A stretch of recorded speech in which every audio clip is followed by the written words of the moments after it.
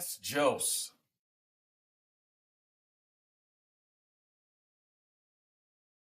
What's good, guys? Welcome back. It's your boy Júsef René, and welcome to Jocin With Júsef. And we have our special guest today, Red. Do you go by Red, Zeno, or is it just Red? It's honestly like the name is professionally Red, but it's much easier to just go by Red. Okay, let's do that. So we'll get and dive right into the first segment, which is Sit and Sip, where you give a little synopsis of yourself, what you do, what type of music you do, where you're trying to take it. The floor is yours right now. Yeah, thank you, bro. No doubt. Well, basically, I make music kind of a little more experimentally. It's not rap, it's not hip hop, it's not pop. It's kind of somewhere in the middle. So, I make music. It's kind of like nighttime vibey type music. Yeah. I mean, now that summer's coming, it's getting a little more positive type music. So, it's kind of reaching this higher vibrational type music. But yeah, I'd say I can't really give myself a genre, but I, for the most part, like to make nighttime music. And for content, like every song that you hear of me is always about someone, a shorty or whatever. And whenever I make music, I like to bring my spirituality into it and my deeper values as a human and as a spiritual person. I like to kind of mask that in my music as a girl. So it's not like, down with the system or anything like that. It's like, you did me wrong. You had me set up from the start. I like to mask my stuff and bring like a spiritual element to my music. Oh, that's what's up, man. That's dope. Yeah, I got a chance to hear some of your stuff, and you're real dope, man. Thank you. I love how eclectic you are and how different. Where are you originally from? I heard I heard you say a boat. Are you like from Canada or like somewhere up northeast? Yeah, I'm in Canada. I grew up in a small town called Woodstock. And then I moved to Toronto for a bit. Now I'm living in London. And originally, like I'm half Chinese and half Canadian. Oh, nice. Yeah, because I think I went to Toronto and I performed at the Canadian Music Festival like years back. Yeah, there is a large population of Asian there too, so it makes sense that there would be a mix in there. Oh, it is. Well, that's dope, man. So we're gonna move to the meat of the show, which is Talk and Give, which is the main interviewing portions. This segment is called Talk and Give, and the first question is, what's been the most memorable moment in your music career? I would say the most memorable moment was I did this show in Toronto in February, and it was like the first show that I'd done in years because I wasn't consistent. Like I started making music maybe 7 years ago, and like people always ask me like, when did you start doing this? It's like, I made songs back then, but like I've been grinding now. So yeah, my most memorable moment in music was doing this show in Toronto because, I pulled up with my girl, the homie, and then we did the show at Langkang. It was in the Jane and Finch area. And like I've never been down and performed like that. And with the amount of people that came out, the other artists too, like it gave me like a whole other spark to why I do this. Seeing the audience reactions, the feedback, pushing out all these new songs, it brought me back to my roots, and it gave me perspective on how much further that I can go still. That's dope, man. So would you say it's been a challenge or easy to make music? Because I know a lot of big artists have been coming out of Canada. You have Drake. You have, quite a few artists. That's just to name one of the biggest ones. So how's it been in the music scene there? Here, it's not much different than the US. Like we have a lot of like charting artists. Like we've got Drake, we got Tory, we got Nav. Yeah. I don't know if Nav's really popping as much right now, but what else we got? We got Justin Bieber. We got a lot of people out here, but like the scene here is a little more. It's a little bit less teamwork. It's a lot more fight each other to get to the top. Mostly in Toronto, not Canada at whole, but I have been seeing a bit of a shift that, a lot of artists are reaching out. They're like, yo, we got to do this. Like, we got to do this together. We got to not tear each other down to get ourselves out there. It's mostly the same as the US, but it's shifting, definitely. Yeah. I thought it would be different, since we have this social media thing and all of this other stuff, that people don't have to compete as hard no more. because you're not just working the scene. You literally can just do music from your bedroom, from the comforts of your home, your phone now. So it's crazy that you still have to compete with other people or be put into unwanted competition sometimes. Because really, we just all want to just make music Yeah. and spread love and evoke emotion. Yeah, That's that's real dope, talk. man. So, what challenges have you faced, and how did you overcome? One, with how you mentioned how we can do everything in, our own rooms. That's Mm, one, because I did not. I've went to a studio. I went to two studios before, and this is way back. And it's not the same, because it's like, one, your ego is kind of out there. It's kind of doing weird things. You want to yeah, be the baddest. You want to sound like a badass. But when you're making music in your own crib, like, you can just let it all out and just kind of do your own thing.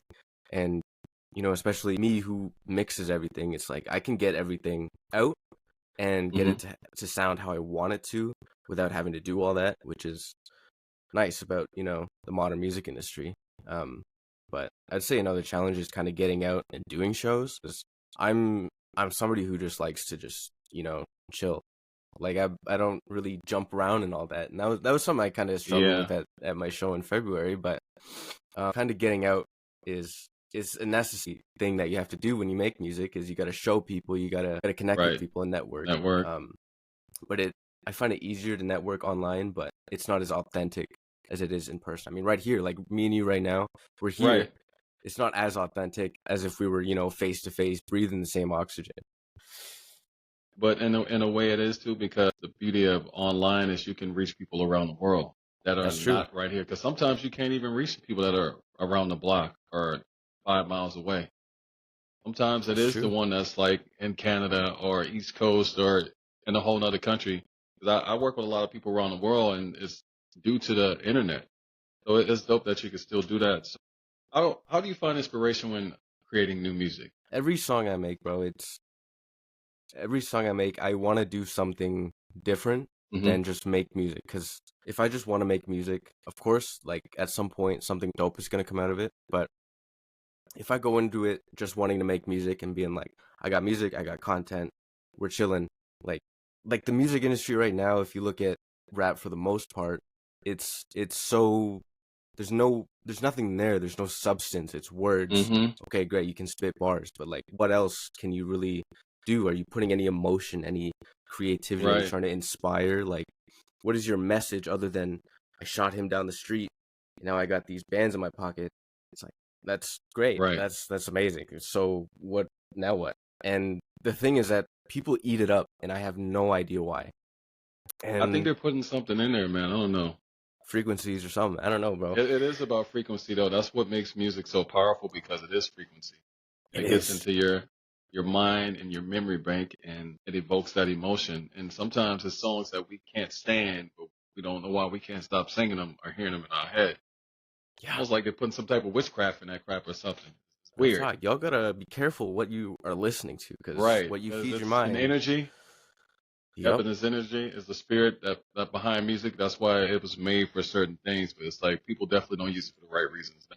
It's just really Yeah. about, it's a money grab right now. That's nothing to do with the power, that. Well, they know the power, so that's why it's a money grab. So let Yeah, me not they say know it it. has nothing to do with the It power. works. It does. So what advice would you give to an aspiring musician? I would say to keep your values straight. If someone walked up to me and they're like, "Yo, um, is there something you want to, like, teach me, some wisdom you Mm, can pass down on to me?" Is keep your values in line and don't lose yourself in the music, because it's really easy to do that. You start making music, and then it can go to your head so easily, especially when you make music and you're portraying somebody else, especially if it's not you. Like right, studio gangster, go in the studio, rap about guns. If you're not doing that, you start to lose yourself in your own music. right. And especially now with the content game, I still kind of struggle with the content game, because it's fresh, it's new. You got to kind of keep on top of it 24/7. But Yeah, it's a lot. yeah, you just got to remember why you do things, and just Right, be mindful of the message that you're trying to spread. most definitely. So do you find yourself? I know not every artist is finds their niche at some point, but do you find yourself wanting to follow this, or do you stay true to yourself and that innovator and creator? Man, I trends are something that I don't despise them, but I don't Hmm. like to follow them and I don't like to promote them.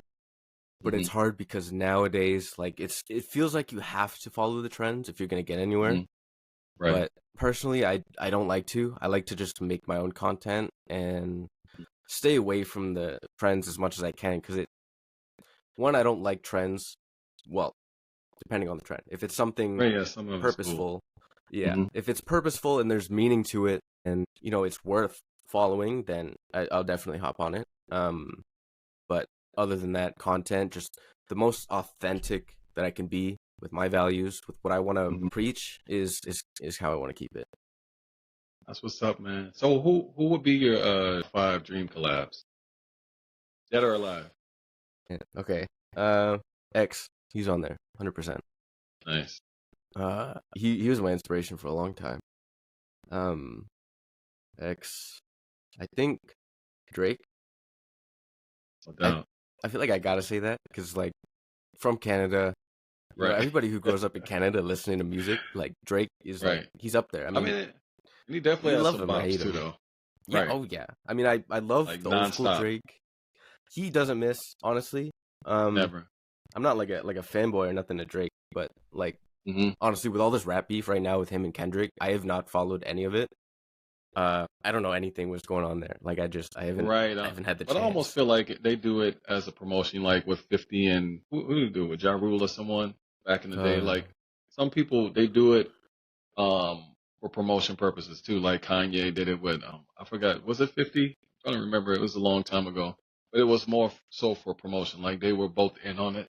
I almost feel like it's helping to boost both of their projects. Because Drake just dropped one and Kendrick is about to drop his, or he probably just dropped one. I didn't know that, but that Yeah. yeah, that would make sense. With the guys, they tend to be in cahoots, but unfortunately with the women, obviously it's usually real personal. Maybe if they did that, it'll be a better game for them. But Yeah. continue. Was that your five? Oh man. Okay. X Drake. I'm gonna spice it up a little bit. I'd throw the Wallows in there. They're like an indie band. Um, Oh.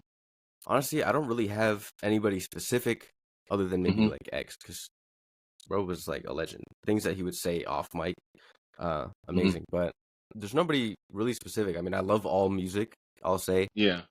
maybe I like positive music especially. Just because the frequencies and energy and the lyrics that you absorb into your head, like it's gonna stay Mm. there. Um, but yeah, I wouldn't say anybody else specifically. Just people who got the right energy, the people who make moves, the people who want to push the right messages. That's what's up, man. So we're gonna move over to the hot things segment. Although it's gonna be a little bit different because we're doing it remotely. But I'm still gonna give you the five spicy questions, music related, that you just give me your best answers for. So we're gonna get this started with the first question. What is the most embarrassing moment you've had on stage as a performer? I at my last show I yelled out because I was noticing that I was looking out at the crowd and it was like kind Yeah. of in between songs, so people were kind of like in this in between stage. I don't know how to crowd work yet. I'm still getting there, Yeah. and I'm looking at people and nobody's really looking at me. Yeah. So I'm like, I want all of their attention. I want your full awareness right now. So right before the song, like the beat dropped in the song, I just yelled at them. I was like, "Let me see some fucking eyeballs here," and it was like the most absurd, random thing. But I mean, it worked. People were like, oh, "Shit, what's he talking about?" And then yeah, the beat dropped, I started bopping. So I mean, it was a bit of recovery, but it was an awkward moment for sure. Yeah, because everybody's on their phones now, man. Even at shows, I wish they can ban it, but even though you need the content too, because the fans are potential new fans, that's how they look you up. They Shazam you, they make videos, they post it to their social media. So, I mean, it's a blessing and a curse at the same time. But I It mean, is. that's a crazy one. But sometimes I still feel uncomfortable when I don't perform for a while too, because it's been a hot minute for me too. The next question is if you could collaborate with any artist, living or deceased, I think we just did that one. Let's go with deceased, or would it be any other genre? 'Cause, you mentioned quite a few hip hop heads. What Yeah. about any other genres, dead or alive? Uh, What would be like a dream collab? Like, if it was a hip hop R&B, would it be a pop artist? Would it be a reggae artist, a reggaeton, whatever, Afro beats artist? I think I'd throw Tupac in there. And Oh, the thing yeah, is that like, everybody want to say Tupac, but I started writing dope this though. song I think 2 weeks ago. I was just kind of spitting off the top. I had like this flow, and it was like an anthem. Um, Mhm. it was all about like the reigns of power and very down with the system type music.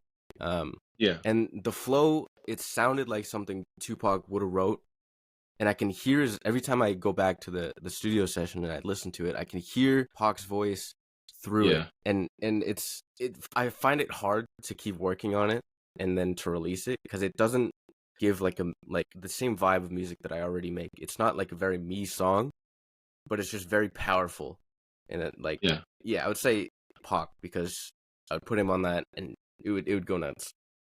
yeah. Pac he's that dude though. Like very inspirational. Like he was that dude though. He So was that's he definitely a dope one right there. Yeah. So what's your guilty pleasure song that you secretly love that nobody would? There's I can't even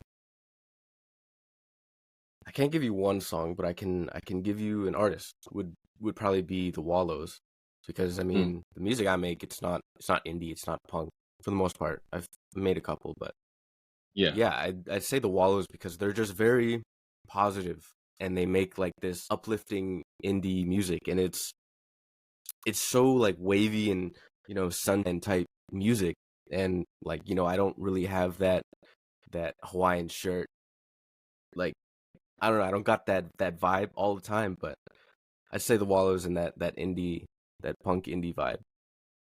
That's what's up, man. So what's one misconception people have about being an artist? Where do they get it wrong, and what do they assume about the process of being an artist, or what it's like being an artist? People get it so twisted. They think it's either one of two things. Either one, you're popping off more than how you make it look like on social media, or two, they think you're really struggling and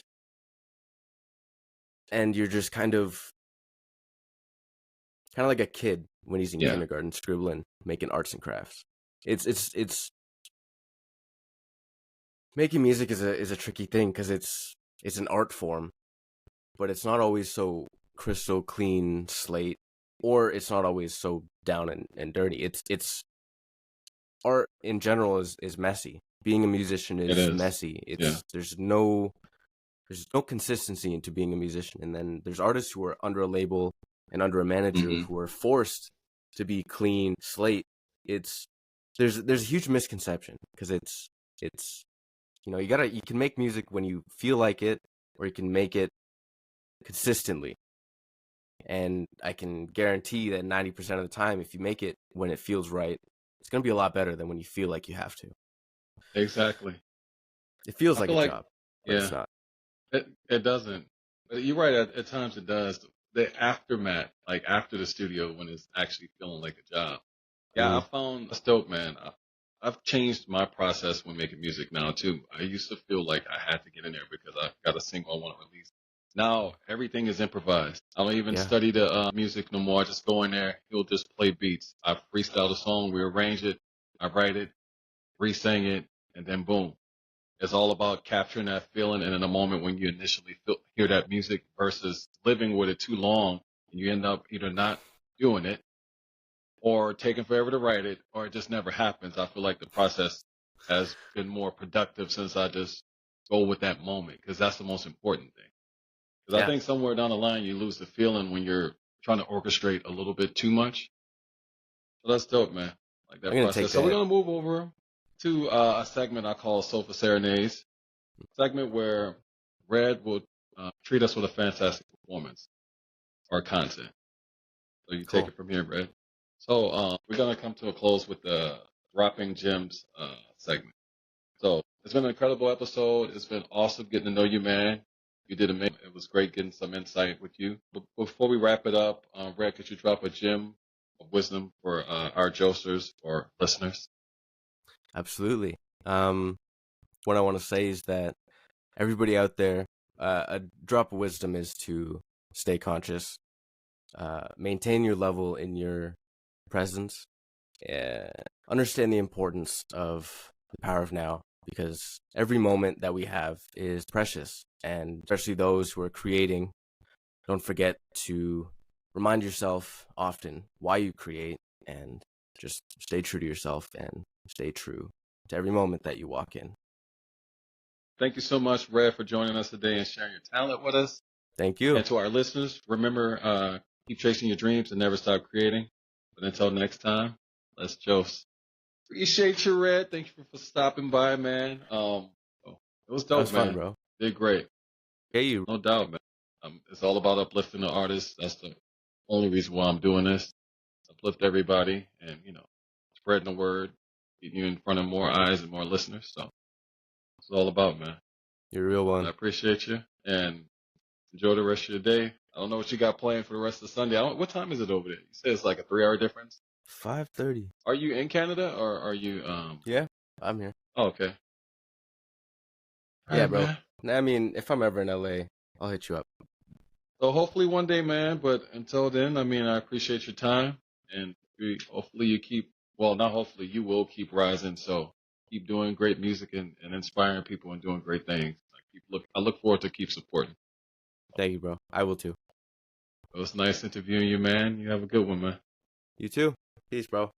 Peace.